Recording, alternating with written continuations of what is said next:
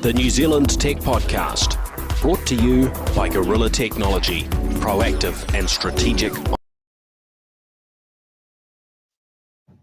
Hey folks, greetings and welcome along to the New Zealand Tech Podcast. I'm your host, Paul Spain, and great to have Josh Webb joining me for this, our first live episode for 2025. So great to see you, Josh. Cheers, Paul. Happy 25.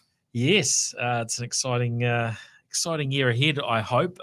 Maybe you can let listeners who don't know you know where you fit into this big wide world of tech and startups and the like. Yeah, so I'm a Kiwi American, long-time entrepreneur, long-time CTO, CPO, done everything, etc.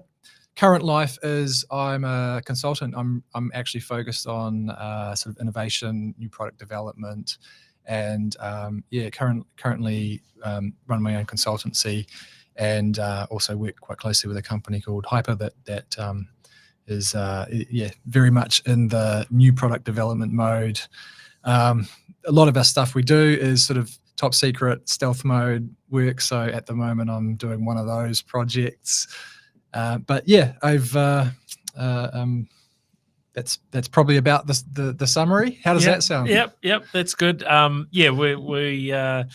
We won't get you into any trouble asking you too many difficult questions about things that you're not supposed to speak of, but maybe at some point in the future you'll be able to share a little bit more. Of course, before we jump in, a big thank you to our show partners, to 1NZ, 2 Degrees, Spark HP, and Gorilla Technology. Really appreciate their support, keeping us on air, as it were. I know that's a term in 2025, is it? But I guess to a degree. I guess how podcasts get transmitted varies depending on where you are and how you like to consume, right? We were just talking about this, weren't we? So more and more it is actually coming back on the air, and my vision for the future is that we'll just get rid of cables altogether and everything will be wireless, because honestly I think in life cables are still one of the biggest problems that humans have. I was getting that could be quite a big debate. So maybe we'll come back to that when we sort of start talking about communications. But I mean, yeah, certainly we've got used to so much in terms of wireless communications and so on over the years. Not so far on the wireless power yet, but anyway, so we'll come back on that one. And I guess delving into a couple of the local stories. There was an internet outage in the HYPR district in Northland that impacted a whole bunch of businesses who, I guess were probably on with fiber connections, and those things had been impacted after a digger took out a fiber optic cable. So around 2,000 premises, homes and businesses were impacted, and I guess this sort of speaks to what you're talking about in terms of wireless. When we rely on cables, then that can be impacted. But I guess to get wireless infrastructure like cell sites and so on, in a lot of cases they're relying on fiber type backhaul and the like. But yeah, it is a reminder that I guess to a degree, whatever technology you go with can be impacted in one way or another, whether through a cable getting knocked out, a mobile service getting impacted in some way, a software vendor having a disruption. But a 13-hour outage would have, I'm sure, been quite a challenge for some of those businesses that are used to having a FPOS service and credit card transactions online. Yeah, I kind of looked at this article and thought, so the summary of this is a North Power digger broke a chorus fiber and the internet stopped working in Dargaville for a day. Okay, so I mean, obviously to local businesses that are impacted, that's a bit rough and it's never a good thing. On the other hand, I mean, sometimes being disconnected is a good thing, right? I remember living through Superstorm Sandy, and when I lived in Lower Manhattan, and I spent 2 weeks with no internet and no power and no connectivity of any kind, and it was one of the greatest times of my life. And it just made me think back and think about this sort of other meta trend that's going on of disconnection, right? Like actually the younger generations are starting to go, we need to be disconnected. We need to turn that into a thing. And whilst this was a business story, it actually made me think about that other side of things of how reliant we are. It's been 25 years really since widespread internet became a thing in this country, at least.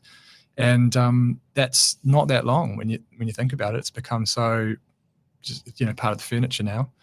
Yeah, 100%. And yeah, that's certainly becoming a more common conversation I'm having too, as we look at sort of satellite internet and internet being able to get to you now in all manner of different places. Is, well, hey, when do you decide not to use it? And is it something you just have on tap all the time because you can? Or actually, are there some benefits in not being staring at screens and not having connectivity? So what was the exact date? I'd like to hear from the good folks of Dargaville if on January the 12th, or whatever it was, were any new relationships founded? Were any friendships made? Did people talk to someone they haven't talked to for a while? What were the upsides of this? Yeah, it's a good question, and it's a good reminder, isn't it, that good things can come from being disconnected. I spent one particular chunk of the summer break, and we got to a lot of different places, but one bay in particular, Banks Peninsula near Christchurch. We were in this bay that you kind of got to through a farmer's property, and fortunately my brother is been, I guess, going there for a long time, and the farmers let us go and park up a camper van there and so on. But it was completely, you were completely off grid, and that was a really interesting experience, because it's probably been a while since I've been off grid or away from internet, and certainly away from internet connectivity and mobile coverage for a number of days. Now, me being me, I always like to test some technology, so of course I'd thrown in my backpack a little mini Starlink mini dish to try out, and just to be able to check in from time to time. But I very quickly came to the conclusion that, boy, it's actually good not having any connectivity, and we only plugged it in for short periods of time, and I just had some portable batteries that I was able to run it off a sort of USB-C type connection.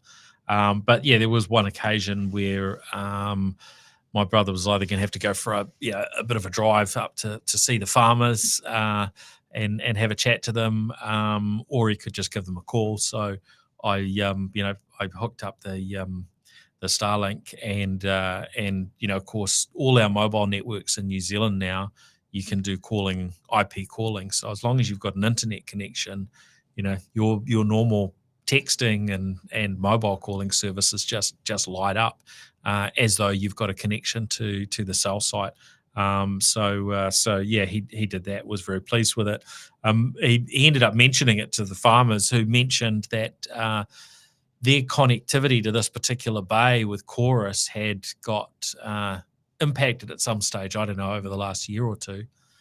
And I don't know the full story on how challenging, how long it was going to take Chorus to fix, or whether they just didn't even bother and they just went and bought a Starlink. But their connectivity has switched from having I guess some sort of DSL connection, maybe certainly copper phone line, that's all happening now over Starlink. So there's some interesting sort of aspects as well to as we get newer types of connectivity,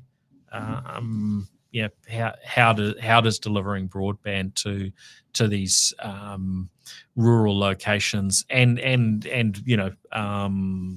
any sort of telephony connection, how does that play out? And of course, part of the cost that telcos have had to contribute to or do contribute to is making sure that we can provide a service sort of right across society. But of course, satellite connectivity starts making some of that sort of stuff a whole lot easier.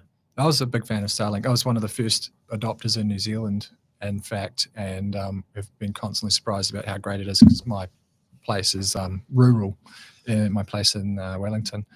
But yeah, it's just makes you think, doesn't it, how rare it is to hear about people that just don't have connectivity available these days because it's just so widespread.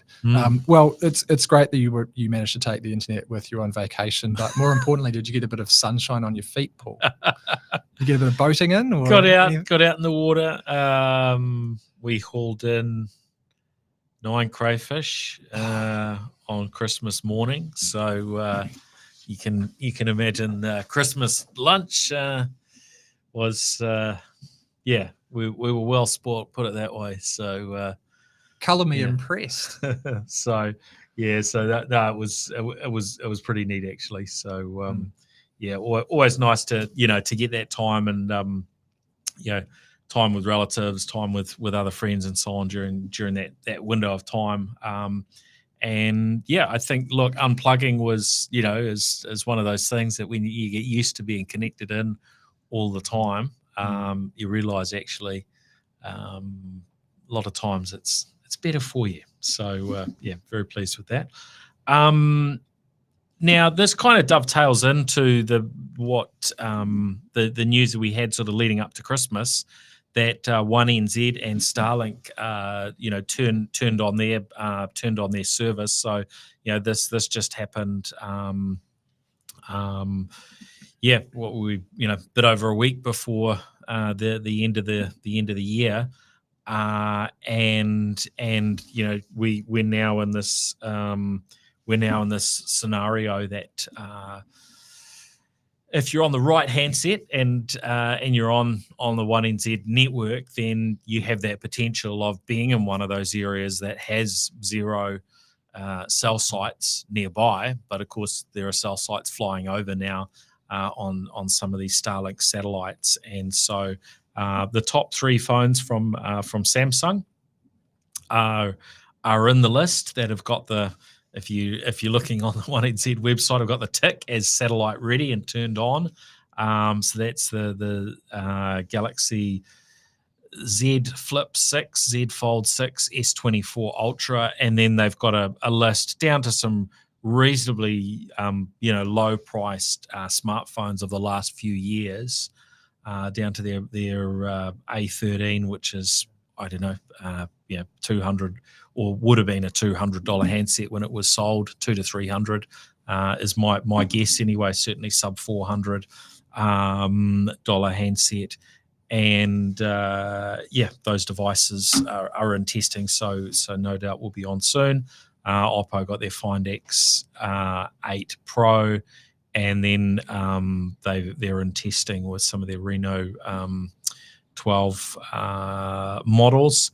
No news on the Apple front at the moment, but I think the word that was shared by Musk and Starlink was that basically all phones are going to be able to use this service. So my understanding is this is sort of turned on at a sort of a SIM-based level based on your phone, or at a connection level. So if you've got one of the right phones, you'll be away.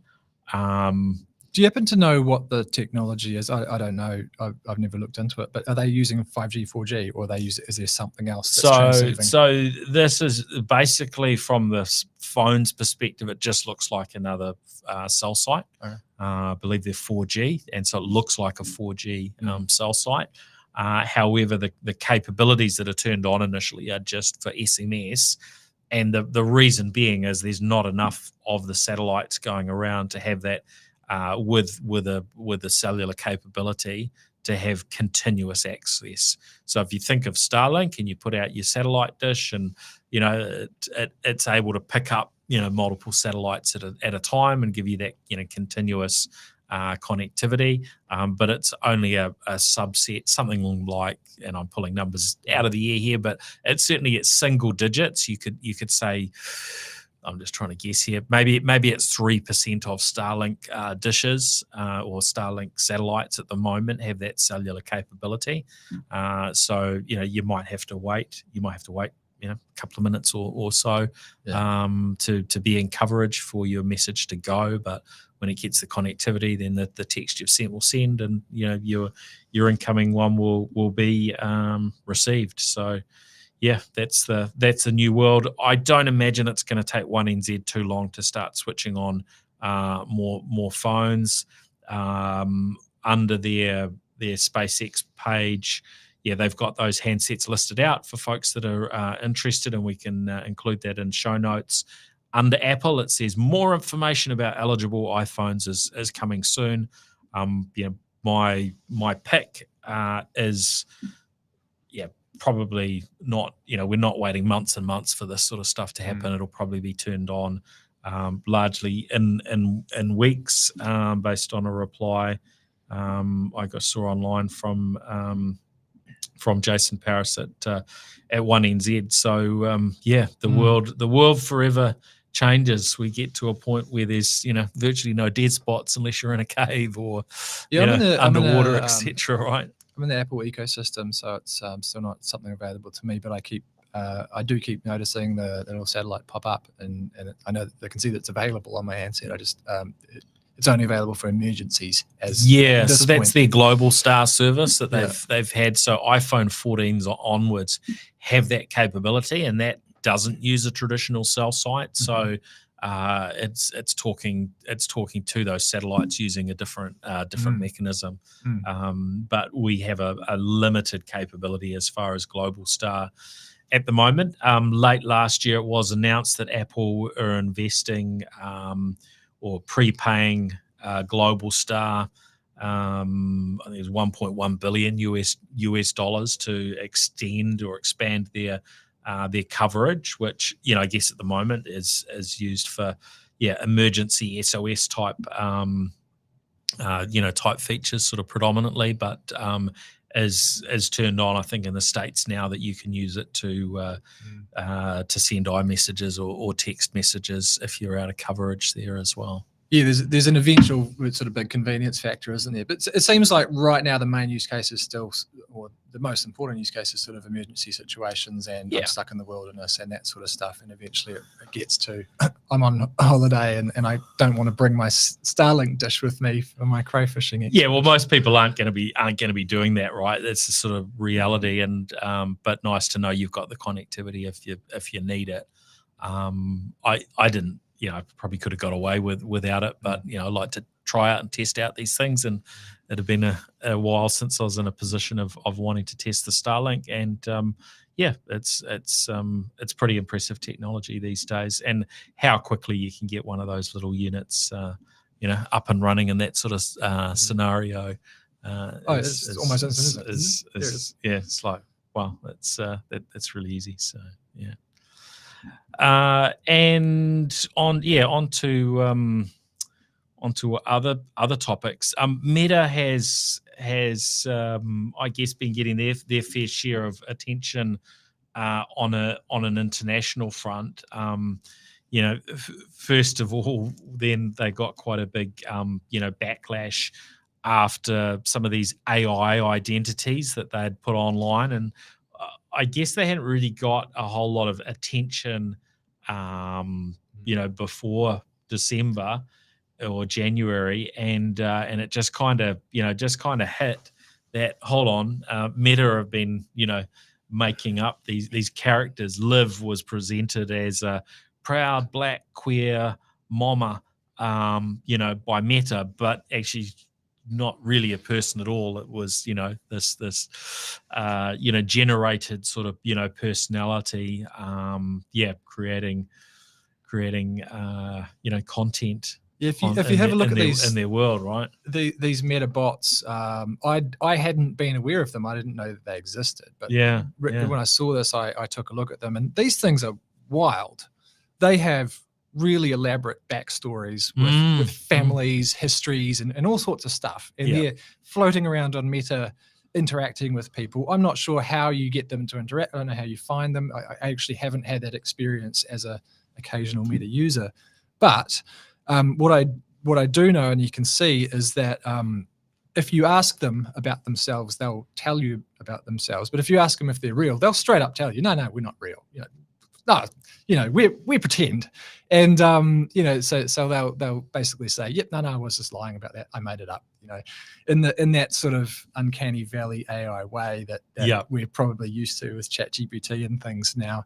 But it reminded me of that the Jim Carrey movie Liar Liar. When he's his character is just moving through the world, is unable to lie, and someone asks him a question he doesn't want to answer it, and then he'll go, it's like these things are behaving just like that.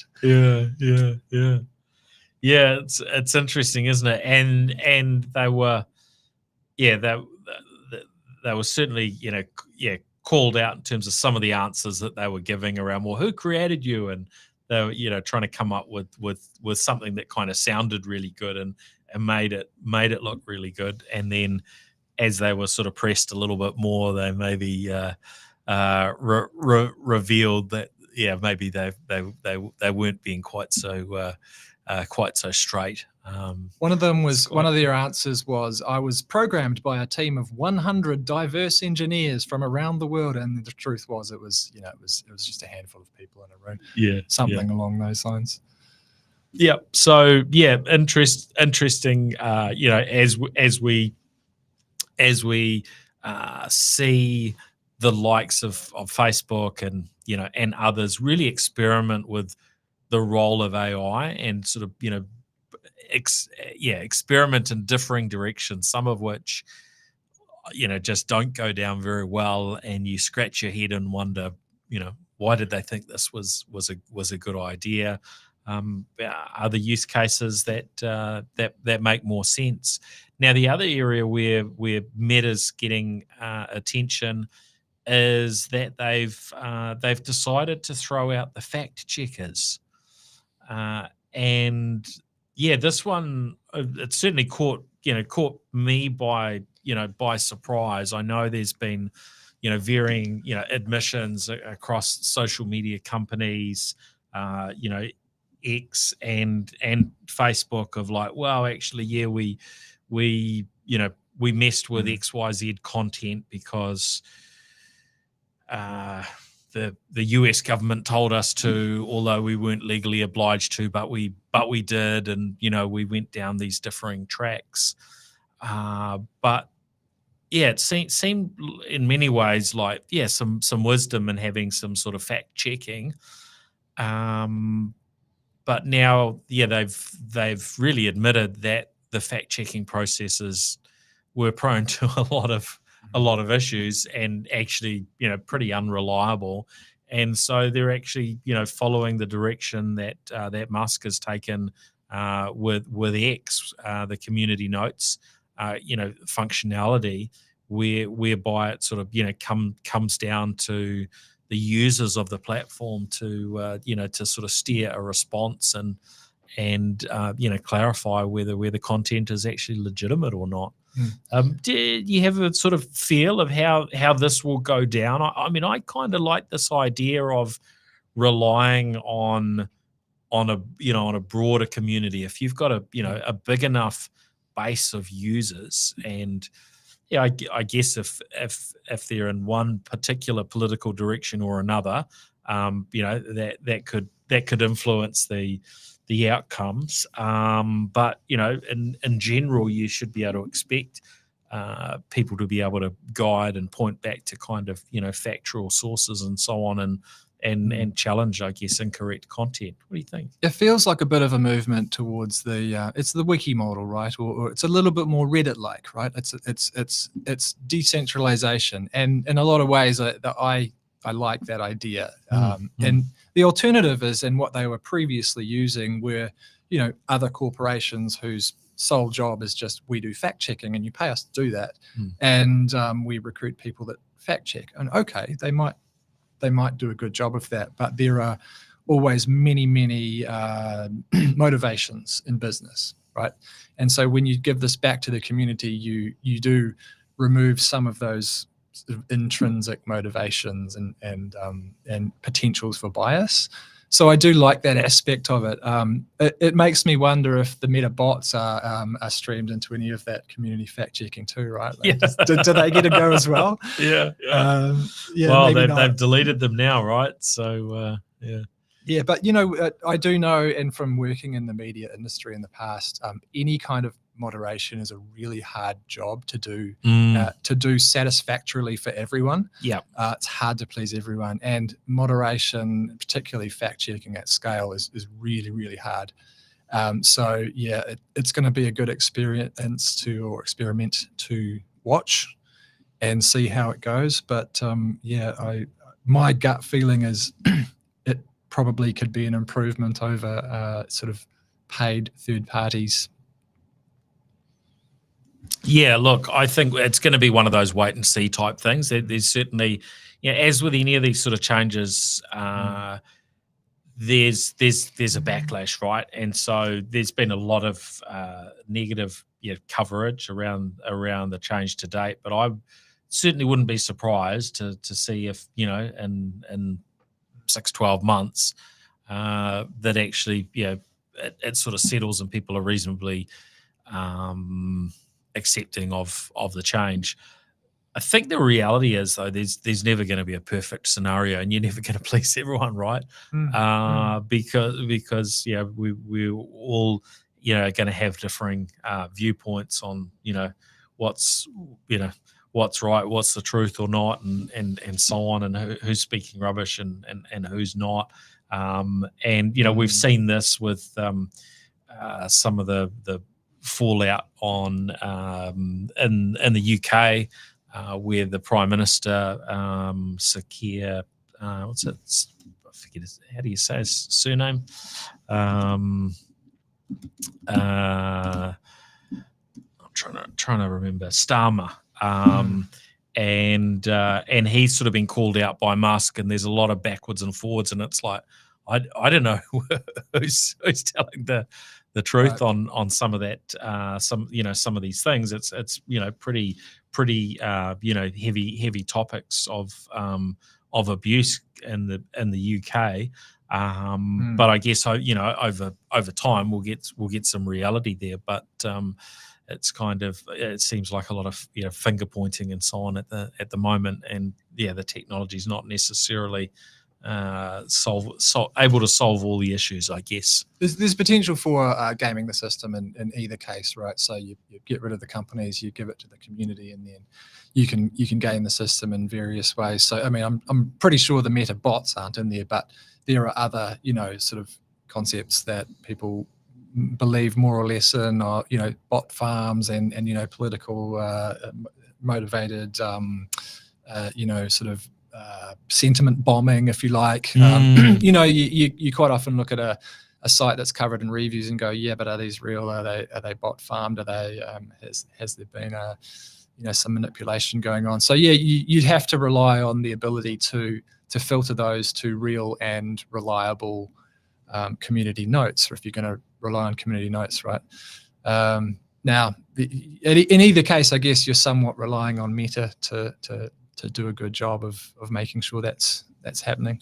Yeah, that the system works, and I don't know how you deal with the different biases that people have. But I guess we'll see how that one plays out. Just one more on the New Zealand front is we saw news through that there's a new web-based tool to help greenhouse growers switch to geothermal heating, and this is, I think it's not expected to launch until March 2026, so it's still quite some way off, but it seems to make sense with geothermal, which is obviously being used to generate a chunk of our electricity in New Zealand, and it's one of the renewable, considered a renewable source. So, yeah, I'm kind of curious to hear a little bit more around that technology when it comes through, and maybe we'll hear a bit more closer to the time. But being able to tap into that geothermal to heat greenhouses, I guess in scenarios where they need a bit more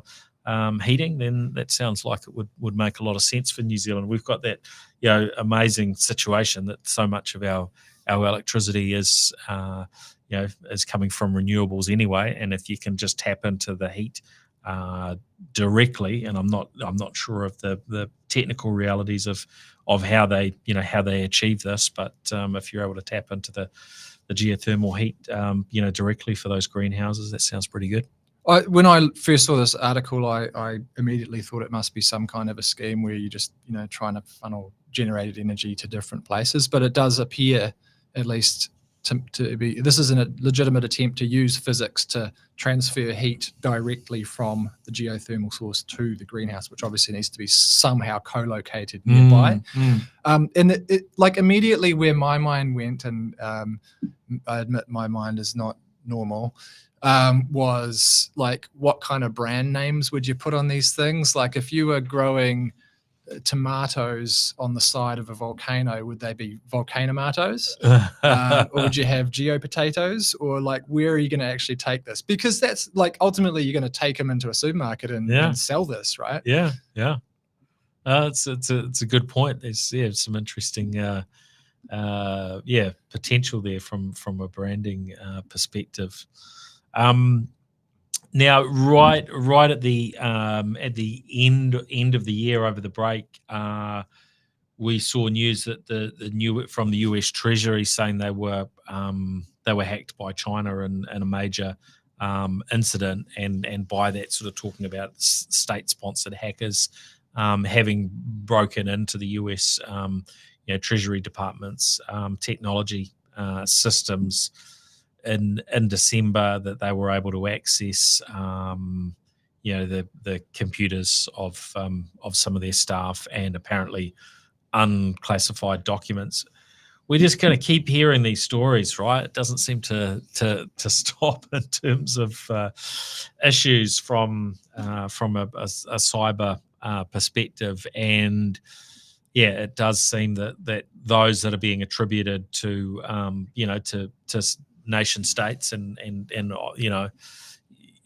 usually a reasonably sort of small list of them is continuing. So I think it's just a reminder for us all that no one's completely immune when you're getting entities like the US Treasury Department getting hit. And of course, we've seen most of the big, well, probably all of the big software and technology players get impacted at times. But I know challenging for New Zealand, where we've often got sort of smaller firms that don't have the same sort of levels of budget, but it is still really important that we consider these things, because there's a whole range of impacts, from those sort of nation state ones to those that are being held to ransom or having bank accounts impacted and the like. Yeah, this appears to me to be yet another one of those sort of articles you see where the gist of it was, America says China did this, China said we didn't do it, and that's the article, right? Like there isn't much more to it. But it sort of really makes you a bit frustrated that, well, we don't know that there's probably no way to know the truth, and what do we do with this information, right? Do we just keep listening to the news? Like, someone's making some ad money on the fact that we read that article. We both read this article, and it said nothing basically. The BBC said basically nothing in an article. Great, they made some money. Is there a cybersecurity risk for companies like the US? Of course. But how do we know what to do with this information? Our attention is just being farmed. There you go. I think it's helpful that that we know, but you have to also recognise that many of these sorts of things that are reported aren't necessarily backed up with evidence and so on. So you have to weigh those things up. Of course, a lot of things that happen from a cyber perspective are never shared publicly because there's a lot of embarrassment that often goes with these things, and probably anybody working in the in this field will be aware of scenarios and cyber incidents that have taken place that haven't gained any kind of media attention, and largely because those involved aren't wanting any any attention. So it's important, I think, to keep things on the radar. But I take the point too. So I've been a user of one of those sort of cybersecurity tools for a very, very long time, and one of the tools I use provides an alert whenever there's a hack for an account that you're associated with. So it's part of a password management system, right? Yeah. So, and most people don't use this kind of system, but it would blow a lot of people's minds how often this happens, and it will specifically tell me when an attack happens on any account I have, and I look through the list, every month or two, and go, okay, huge, like giant brands, global brands, sites that everyone uses, hacked, passwords leaked. They're all over the internet. They're on the dark web. I get little alerts. Most people are just unaware, but there are daily hacks of sites that everybody uses, and our information is out there. Yeah. So I mean, there's no wonder. It's no wonder that nation states want to get in on the action too. But allegedly. Yeah. But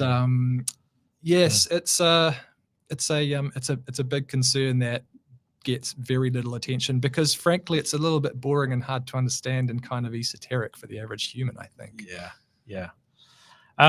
We should talk about CES, what used to be known as Consumer Electronics Show. Not an event I have been going to the last bunch of summers, but I think I was last in Las Vegas. As someone was messaging me asking me if I was going to be at CES, and I said, "Oh, I've already been in Las Vegas very recently. Not going back that soon." But it was certainly a regular event on my calendar. These days, I tend to enjoy the summer a little bit more and watch from afar. But lots and lots of announcements and news and varying bits and pieces, and a whole lot of reporting online around it. Some of the things that that sort of caught my attention. Just the ongoing increase in sort of autonomous systems of all sorts, with robotics and the like. Sounds like, masses of robots at CES now compared to, they were around from, a robotic, what was it? I think there was a machine that, made you some food and would cook it and, do the whole process. Going back maybe 6 or 7 years, and we've seen an increase of those sort of things. John Deere with their farming equipment and tractors were out in force, and we've certainly seen the world of farming sort of move to a lot more automation, and we've got a number of these automated farms operating in New Zealand, and I guess this will continue, and what can be automated keeps increasing. So interesting to see that. The usual TVs, of course, and it's usually sort of CES where whatever the newest, latest thing is kind of tends to get announced when it comes to sort of TVs and a lot of other entertainment. I think the video cassette, the DVD, and so on. They were all sort of launched at CES over the years. There's a lot of little incremental changes in the TV and then the consumer electronics, but it strikes me that some of the robotic stuff is it seems to be where a lot of the hot action is happening at the moment, and the the definition of robot is sort of starting to shift. I'm noticing, Yes, just like the definition of AI is gradually shifting into the future. And now I heard an argument a while back that when a dishwasher was invented, it was considered a robot. Yeah, a dishwashing robot. And now, actually, a lot of the robots that I saw on the CES coverage were around domestic services. So doing laundry is quite a hot topic at the moment. So there's laundry cleaning and folding bots happening.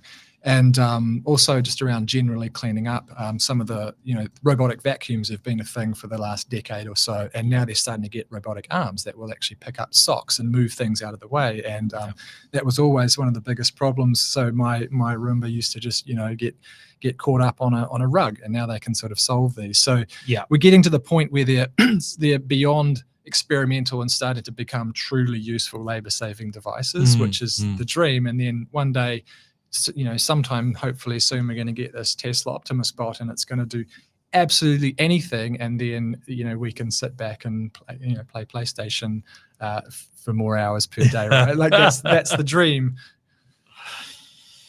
Yeah, and different people have different dreams. And I saw somebody did some video footage of the robotic companion, or what one headline said, the girlfriend robot from CES. It just looked, like something looked like something out of your nightmares. It was quite weird, but we're certainly, what it is showing is a further step along the sort of continuum between reality and science fiction, and we're getting closer and closer to all those TV programs and movies that we've seen where there are characters that are supposedly robots, but they're obviously just acted by a person and so on. Bearing in mind one person's nightmare is another person's dream, though, Paul, some people are waiting for these things. And I think there's very legitimate reasons that some people can benefit from having these things, even if they are purely there for, pleasure purposes or else. There was another one in there called the Mirumi bot. I don't know if you saw that one, but it's this was actually my personal favorite thing that I saw in the CES coverage. It's actually just a tiny little fluffy robot that you attach to your bag, or sort of the demo was showing it sitting on a handbag, and it literally does nothing apart from just sort of look around and sort of occasionally acknowledge people in the room. It's just a little robotic doll. But it's so cute and fun. And I thought, if I was going to have I don't need a more high resolution TV or a better whatever, but I would totally go for that thing. Yeah. And just pure fun. No. It literally says in their marketing, this thing has no purpose. Yeah. Okay. Love it. And I like the honesty. Yeah. Well, this is the reality, right? I mean, if you look at sort of at a lot of the stuff that comes through at a show like CES, if you were to look at it in the light and say, do I really need this? Then, the very large majority of it is going to be, no, you don't. But could it make my life a little bit better, a little bit more interesting? Gives me, something else that's helpful, then those things come through. But one of the things I saw on one of the lists was the TVs, and you're looking through and you're looking at the spec changes and the 8K this and the what's happening with the OLED panel and the refresh rates and these bits and pieces, and you just kind of look at that and you're like, these would be really, really nice TVs to have, but in the scheme of it, it's not going to make that much of a difference. But what we have seen at CES, I guess, over the last sort of maybe decade, has been a move, towards often things that are less the sort of small consumer electronics, and this is probably partly why they removed Consumer Electronics Show as the name and just called it CES. You do have things like the autonomous tractors. We had the vertical takeoff and landing, what were going to become autonomous taxi, air taxis that haven't quite landed yet, you could say. and all other sort of manner of vehicles and autonomy. So yeah, still a really interesting show, and yeah, lots and lots of things to look at online. One thing I saw one of the BBC reporters talking about was a smart mirror that you could look at, and I guess it was kind of a mirror TV kind of combined, but AI. It would have a look at you and then give you commentary around what products would improve your look and how you were looking and so on. Again, I'm not sure that anybody needs that, but the comment was that certainly for, I think this particular reporter was, this was going to save them money, because it was suggesting alternative product to whatever product that they were using on their face, and it was going to be half the price. I'm not sure that you necessarily need a smart mirror to do that. I would think that there's, your phone can see you and can, tap you into services without having a smart mirror. But I guess, people are going to keep coming up with ideas, and probably most of the things that we see at CES will, the new edgy things at least, will at some point get incorporated somewhere into some technology, even if they themselves don't end up getting any traction, right? Yeah, there's a market for that smart mirror somewhere, and you never quite know where it'll be. Well, one of the things I noticed, and a lot of the media outlets do sort of a top 10 or pick a winner and things, and there was a couple of interesting winners on the list.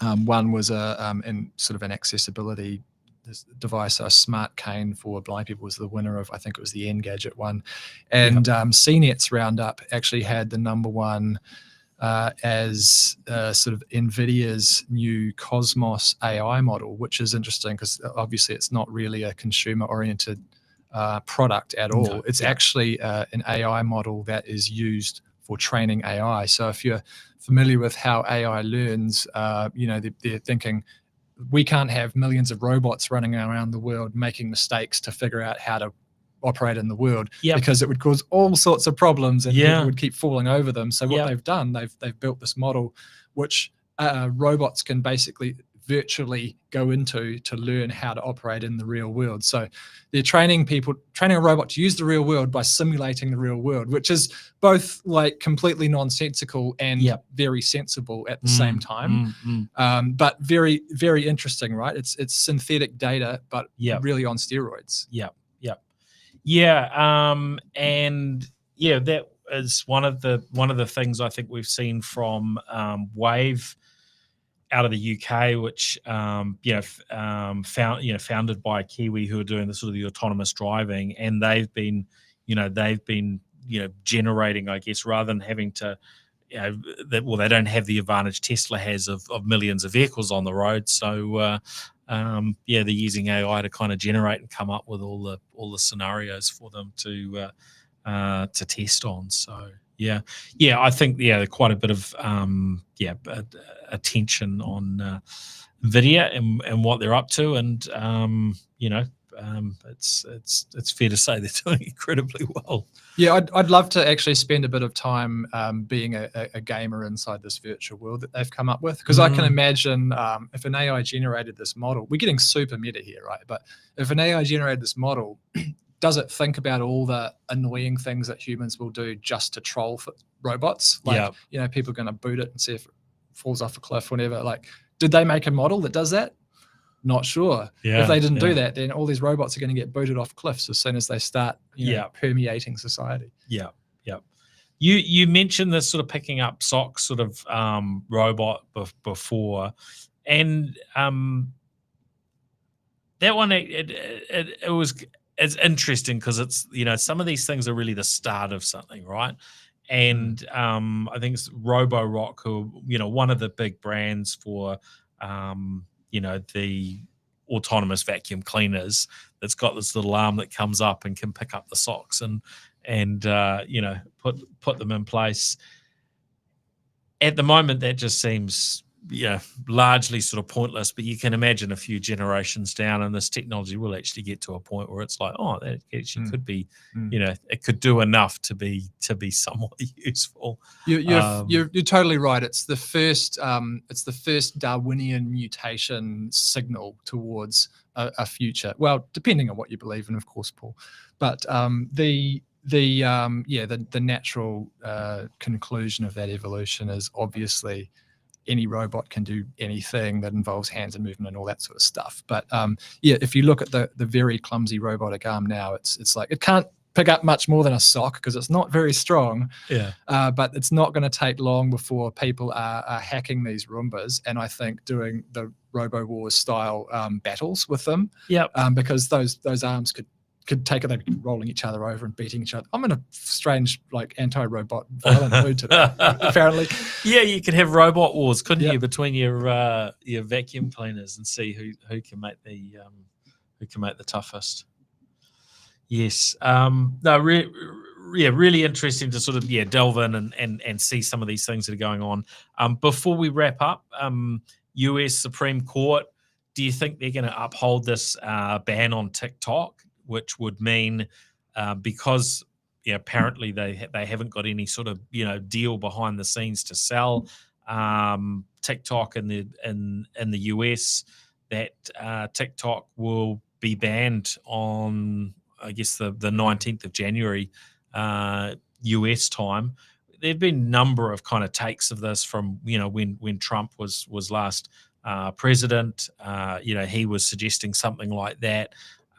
This kind of mostly has really taken place under Biden's watch. This this current look to ban TikTok, but Trump has kind of pushed back a little bit on it. But it's supposed to come in the day before his the inauguration. So what are you thinking on this? I'm really stuck as to because there's been so much backwards and forwards as to whether this will actually kick in. But worth remembering that India's ban on TikTok has been in place for years now, and largely content from India stopped on TikTok years ago. Yeah, a lot of this hinges on the definition of foreign adversary. So for the law that in question actually sort of defines a foreign adversary. So if the user is if the US is considering China to be a foreign adversary, this is a platform under Chinese control. And so the whole question is, are they really a foreign adversary? By the letter of the law, apparently, this is, the pundits are saying this is likely to take effect. And the whole case is filled with claims of espionage and harassment, and there's all sorts of language being used in there. But I think it's actually, like, a lot of those things are sort of like, yeah, maybe, but actually what this is about is attention control. And what a lot of the arguments against TikTok are around how the algorithm is subtly different in different places. So if you're in the US, you get a slightly different experience than if you were in China, and it's tending towards something that you may consider to be propaganda-like mind control.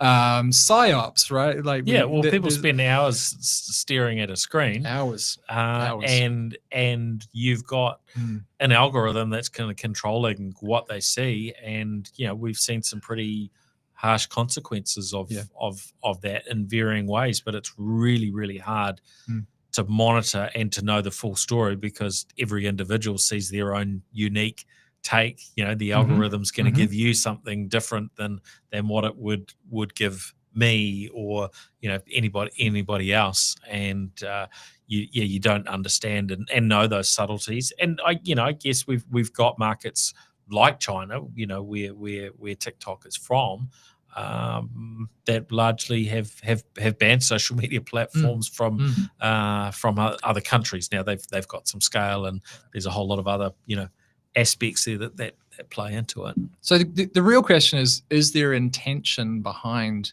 the control of the algorithm, or is it being generated by our behavior, right? Because they're very different scenarios. And I think the implication from the US and the law is there is intention behind it, and there is political motivation behind it. Whereas, you might also argue, actually, I'm like, perhaps this is happening because the way we behave in this culture or country, whichever one it is causing the algorithm to skew in the favor of this, because that's what we happen to look at. Now, actually, either case you could argue is a really bad outcome, right? Like, neither of these are good cases. But the intention question is the key thing. And in fact, if we said, okay, banned, no one can access it, and assume nobody knows how to use a VPN and nobody will use it, we replace it with something else, does the algorithm just drift back in the same direction? And then is that, perhaps that's the only way to prove conclusively whether there's manipulation happening? Yeah, I think it's easier said than done. If they do, disappear, it's certainly going to change some people's habits, and it will give a lift to, more than likely, US properties from the likes of Meta. Although there has been, some backlash online from people saying, well, go and use these other Chinese platforms and use those and go and start buying stuff from them, and let's get behind and let's show our dislike. Let's support China. So where does TikTok sit currently? Do you know, in terms of rankings globally for social media? I think they're probably number one in social media and a lot of markets. If you ignore China, are they still number one? Well, they're not actually in China under the TikTok brand anyway. They've got a whole nother product. But I think in terms of the social media platforms, and this is also that blurring between sort of, is YouTube social media, is TikTok, what are the things that define social media? And we heard about this with, say, Australia, where they will, they put in their ban for it'll take some time to sort of go live, but they're moving to to block social media for everyone under 16. So if these so depending on where you draw those lines depends. Well, is it really social media, or is it video? Well, what's how do you draw those lines? And we get platforms like Telegram that come up as sort of social media because of how they get used, not necessarily just for sort of one-to-one messaging, and so there are some sort of blurry lines, I guess, around some of these tools that effectively all do fall into that sort of bigger world of social media. So So in a world where I don't know, every say 16 to 28-year-old, TikTok is it, right? It's your life, along with a few other things, but TikTok's up there now. If TikTok goes away, and I know that a lot of the other platforms are, emulating TikTok-like features in order to, potentially fill that gap. Where do you think the critical mass goes that are currently all the TikTokers? And by proxy, should I be investing in it, Paul? This is not advice. Well, yeah, I'm curious. I mean, I've just asked ChatGPT around sort of rankings, and I'm not sure that I believe their data. And it also depends on how you look at it, because you can slice and dice data in a lot of different ways. TikTok coming up number 3 in Australia, number 4 in the US, and according to this, number 6 in New Zealand. At the top of these lists is Facebook, but I don't think that Facebook has the engagement that it once did. So although you've got Instagram, or sorry, TikTok style content across, Facebook, Instagram. I guess you've got it on X, even LinkedIn now is doing these sort of short form vertical videos, right? As well as, you know, YouTube and so on. So yeah, does it matter which one is number one and which one will be number one? I mean, I would pick that probably Instagram or YouTube are likely to sort of gain the most in terms of benefit. But I mean, these particular lists I'm looking at that have come from Chat GPT, actually, interestingly, YouTube is listed on the US list, but I'm not seeing it on the other lists. So how ChatGPT actually came up with the results, and it kind of looks like that the US list is really based on some global numbers, and of course that data probably actually isn't necessarily accurate, right? Because there's a bunch of places that show different data, and a lot of the platforms don't consistently publish the data. You've got other tools that try and estimate it, but it sounds like at any rate, your advice is keep investing in FANG. I'm not giving any investment advice today. I think we've got an episode coming up with Darcy Ungaro from NZ Everyday Investor. Maybe we can ask him a little bit around some of those tech investments. But I mean, I tend to think from an investing perspective, you want to look out as far as you can and put on your futurist hat and think, well, what are the trends and the changes that are gonna really make a big difference over the long term? And that's actually really hard to do unless you've got particular knowledge in an area. And then of course things can come in. Not that you can invest in TikTok, but if you could, I think there'd probably be a lot of Kiwis who would have invested because it's got such high uptake and people spend such a large amount of time on it. But yeah, an event like this can make a huge difference to their viability. Well, I've got a personal view on this, which is I'm waiting for the decentralization and open sourcing of all of the social media we do. And we keep seeing little movements towards it. We keep seeing, like, oh, well, you can try Mammoth, you can try this, you can try that. None of them really get traction for more than a few weeks and a couple of hot media cycles, and then we sort of end up falling back to whatever. Now, when is this going to happen? Is the question, right? Like, is ByteDance the moment that kind of spurs a movement? Is it another few years from now?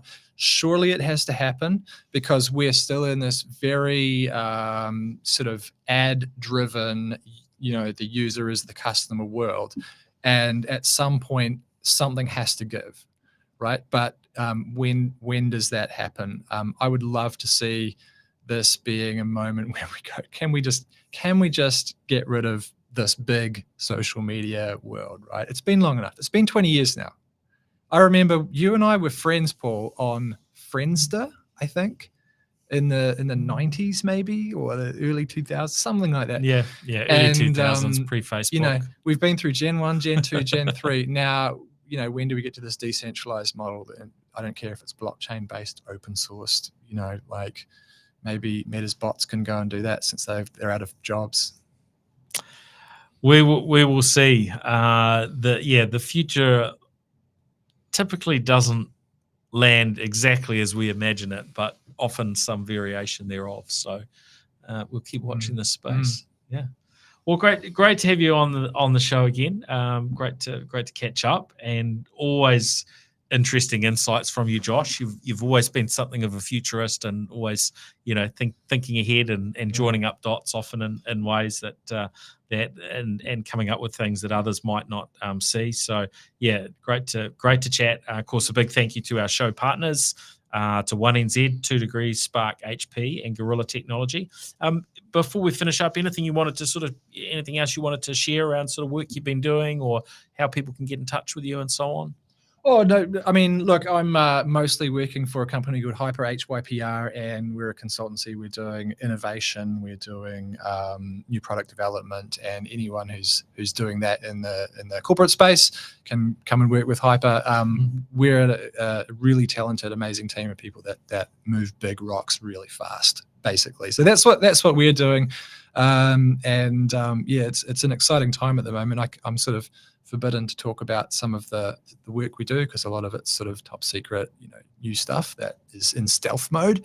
But yeah, right now we're having a lot of fun playing with a sort of a hybrid between hardware and software. So it's a very interesting project, and for someone that's spent a lot of their life purely in the software world.